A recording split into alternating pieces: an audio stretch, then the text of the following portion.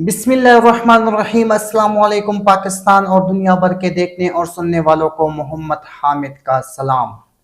नाजरीन, जैसा कि आप जानते हैं, हर खबर पर तफसीली गुफ्तगू करते हैं। आज हमारे पास कुछ चंद अहम खबरें हैं।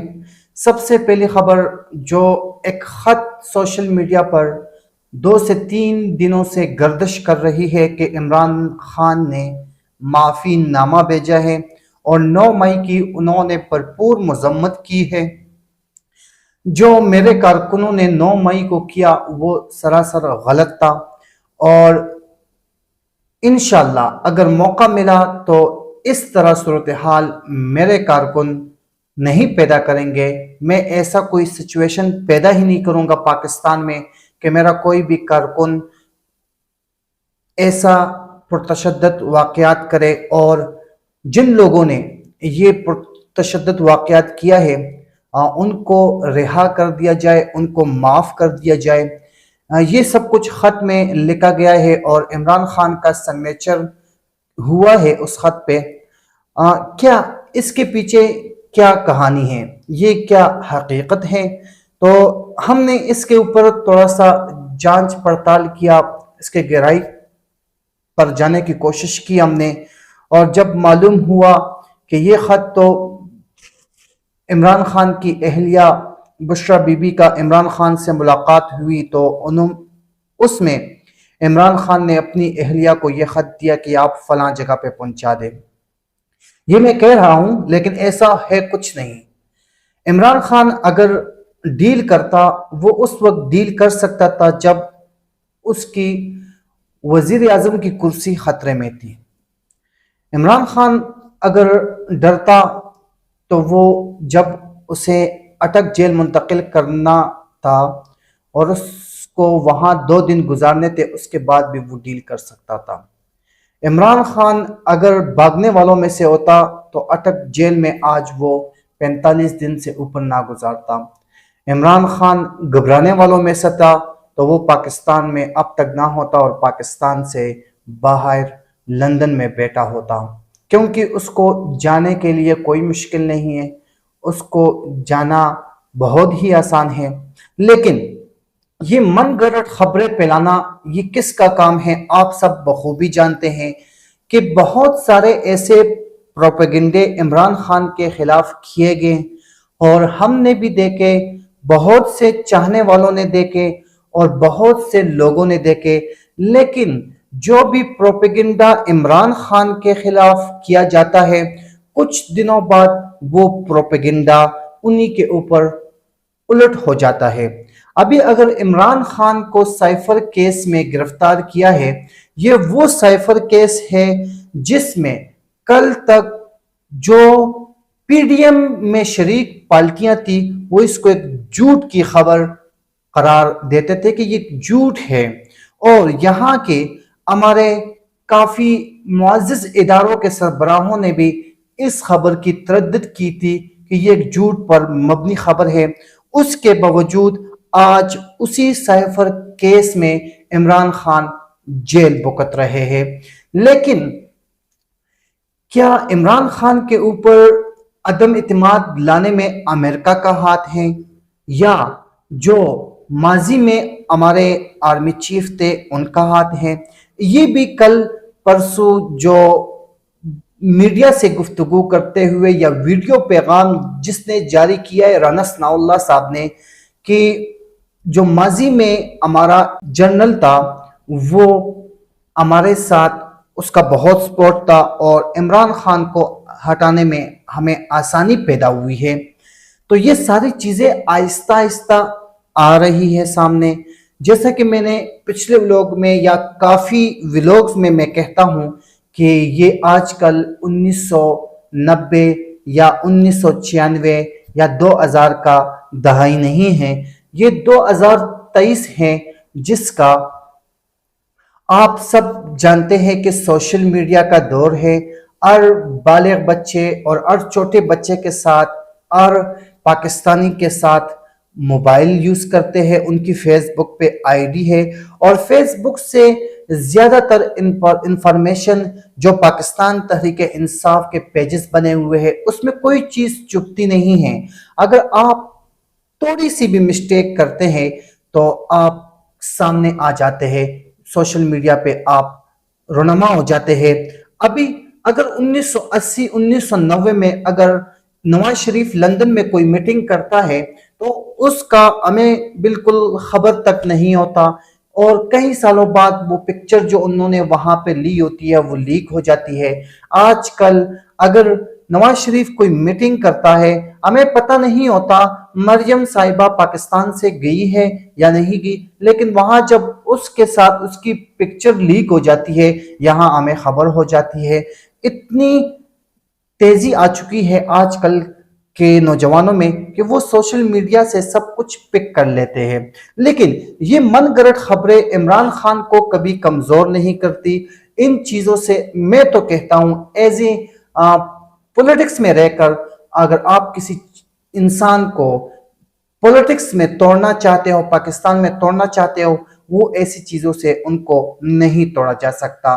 آسان سا میں ایک ایگزامپل دوں شہریار افریدی کا, جس کی بہن بھی وفات پا گئی, بھائی بھی وفات پا گیا, پچھلے دنوں ایک دوسرا بھائی بھی وفات پا گیا, لیکن وہ نہ جھکا نہ بکھا نہ وہ ٹوٹا.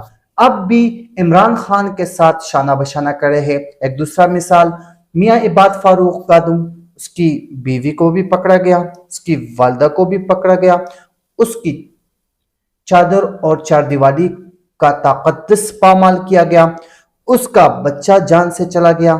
پھر بھی عباد فاروق سے اگر پوچھا جائے کہ آپ کس کے ساتھ کھڑے ہیں, وہ یہی بولے گا کہ عمران خان کے ساتھ کھڑے ہیں. یہاں پر ایک دوسری چیز آپ لوگوں کو مینشن کرنا چاہوں گا کہ پچھلے دنوں گلگت بلتستان میں ایک بہت بڑی ریلی ہوئی مہنگائی کے حوالے سے, لیکن اس میں ایک نعرہ لگا ہے کہ نہ وہ باغی نہ وہ غدار, قیدی نمبر 804. اور اس نعرے کو سوشل میڈیا پہ کئی ملین لوگوں نے دیکھا, ٹک ٹاک پہ اس نعرے کے ساتھ کئی ہزار ویڈیوز بنی. اور آج چونکہ سعودی عرب کا قومی دن تھا, وہاں پہ پاکستان کے جھنڈے اور پاکستان تحریک انصاف کے جھنڈے لوگوں نے اٹھائے, اور آزادی کے دن پر سعودیہ کے لیے اگر انہوں نے آزادی کی نعرے لگائی, جیسے ہی ہمارے پاکستان میں پاکستان زندہ باد کے نعرے لگاتے ہیں, لیکن وہاں ایک نعرہ بڑے جوش اور جذبے کے ساتھ لگایا گیا, نہ وہ باغی نہ غدار, قیدی نمبر 804. یہ سب کچھ کیا ہے؟ اگر پاکستان میں عمران خان کی مقبولیت میں آپ کمی نہیں لا سکے تو سعودیہ اور امریکہ میں جو وائٹ ہاؤس کے سامنے لوگ جمع ہوئے ہیں وہ وہاں یہ نعرے لگاتے ہیں. یہاں پہ سعودیہ میں اگر سعودیہ کا قومی دن منایا جا رہا ہے, اس میں بھی عمران خان کے حق میں نعرہ بازی ہوتی ہے, تو آپ اگر پاکستان کے لوگوں کے دلوں سے عمران خان کو نکالتے ہو, جو اوورسیز پاکستانی ہیں ان کے ساتھ آپ کیا کرو گے؟ یہ بھی ایک بہت بڑا مشکل ہے آپ لوگوں کے لیے جو عمران خان کو مائنس کرنا چاہتے ہیں. لیکن ایک چیز یہاں پہ اور مینشن کرنا چاہوں گا کہ صبح عمران خان کی پیشی تھی عدالت میں, باقاعدہ حکم جاری کر دیا گیا تھا, لیکن این وقت پہ ابھی عمران خان کی جو کیس ہے سیفر کے حوالے سے وہ اٹک جیل میں دوبارہ لگا دی گئی ہے. وجہ کیا سامنے آئی ہے کہ عمران خان کی سیکورٹی کو خدشہ ہے, عمران خان کا جو سیکورٹی خدشہ ہے اس کی وجہ سے ہم اسلام آباد عمران خان کو اٹک جیل سے سپریم کورٹ یا ہائی کورٹ یا کسی بھی عدالت میں نہیں بھیج سکتے, راستے میں بھی مشکل آ سکتی ہے. لیکن یہ بہانے ہیں. اگر عمران خان کسی بھی کیس میں ایک مرتبہ عدالت میں پیش ہوا تو اس کی جو سارے کیسز میں اس میں عمران خان کو پھر عدالت پیش کرنا ہوگا. ابھی عمران خان کو سائیڈ لائن کر کے عمران خان کا جو کیس ہے اس کے اوپر جو سماعت ہوتی ہے وہ عدالت سے دور کر کے, لوگوں کی نظروں سے دور کر کے وہی اٹک جیل میں ہی لگائی گئی ہے، اور ابھی بہانہ یہ بنایا گیا ہے کہ سیکورٹی کا خدشہ ہے۔ اگر عمران خان کو سیکورٹی کا خدشہ ہے تو عمران خان کے 200 کے لگ بھگ کیسز ہے، وہ گرفتاری سے پہلے انہی عدالتوں میں سے کسی عدالت میں سے آپ لوگوں نے اس کو اٹھایا تھا۔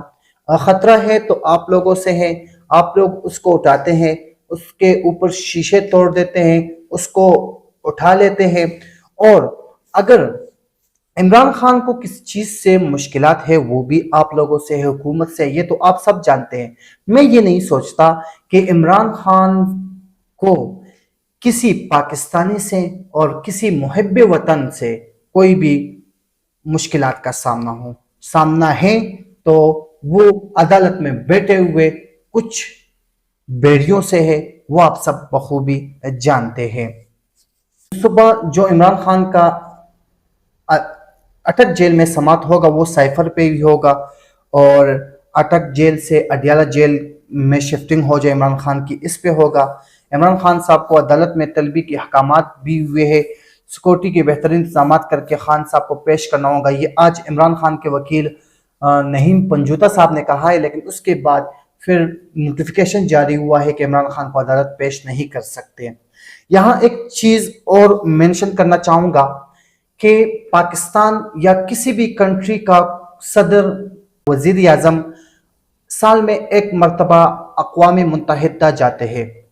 عمران خان بھی گیا ہے، شہباز شریف بھی گیا تھا، نواز شریف بھی گیا ہے، لیکن اس بار جو ہمارے ساتھ ہوا وہ نہایت قابل ذکر ہے، کیونکہ ہم پاکستانی قوم اگر کسی جگہ پہ کوئی اچھا کام نہیں کر سکتے لیکن پاکستان کا انسلٹ ضرور کر پاتے ہیں۔ اقوام متحدہ میں ملک کا سربراہ اس وجہ سے جاتا ہے کہ ہمارے ملک میں جو مختلف ملکوں سے جو چیزیں کروائی جا رہی ہے اس کے اوپر اقوام متحدہ میں آواز اٹھائی جاتی ہے۔ اگر پاکستان کے اوپر ظلم ہو رہا ہے کسی ملک کی طرف سے، یا کشمیر کے اوپر کوئی ظلم ہو رہا ہے کسی ملک سے، فلسطین کے اوپر کوئی ظلم ہو رہا ہے کسی ملک سے، تو اس کے اوپر وہاں مسلمان کنٹری، مسلمان قوموں کے لیے، مسلمان ملکوں کے لیے آواز اٹھاتے ہیں۔ اور جو ہمارے ساتھ ظلم ہوتا جا رہا ہے، یا ہمارے پیارے نبی حضرت محمد صلی اللہ علیہ وآلہ وسلم کے شان میں گستاخی کوئی فرنگی کرتا ہے، کوئی کافر کرتا ہے، وہ ہم سے برداشت نہیں ہوتا۔ اس کی مثال صرف اور صرف عمران خان ہے، جس نے اقوام متحدہ میں کھڑے ہو کر اپنی نبی کی اور اپنے اسلام کی اور اپنے اسلام کی تحفظ کی جو بات کی تھی وہ آپ سب لوگوں نے سنی تھی۔ لیکن یہاں اس کے بعد شہباز شریف چلے گئے، اس نے کیا کہا اس کا کوئی رزلٹ ہمیں نہیں ملا۔ لیکن یہاں پہ ہمارے نگران وزیر اعظم صاحب ہیں کاکڑ صاحب، وہ اسمبلی کے فلور پہ کھڑے ہو کر سیلفیاں لیتے ہیں کہ بھائی کچھ کہا یا نہ کہا، کس کام کے لیے آیا تھا یا نہیں آیا، لیکن ایک یاد ہے کہ میں بھی اس اسمبلی کے فلور پہ آیا ہوں۔ ارے بھائی آپ کس کی ترجمانی کے لیے گئے ہیں؟ وہاں آپ کو کس لیے بلایا گیا ہے؟ سیلفی نکالنے کے لیے؟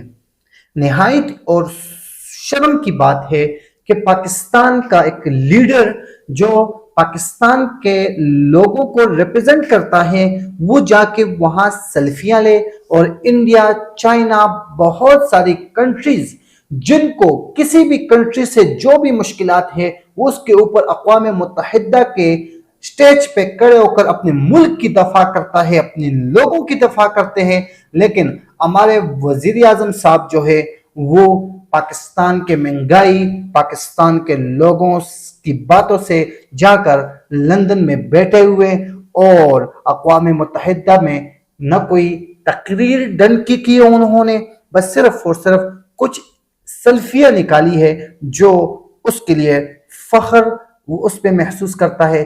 بہت دکھ اور افسوس کی بات ہے۔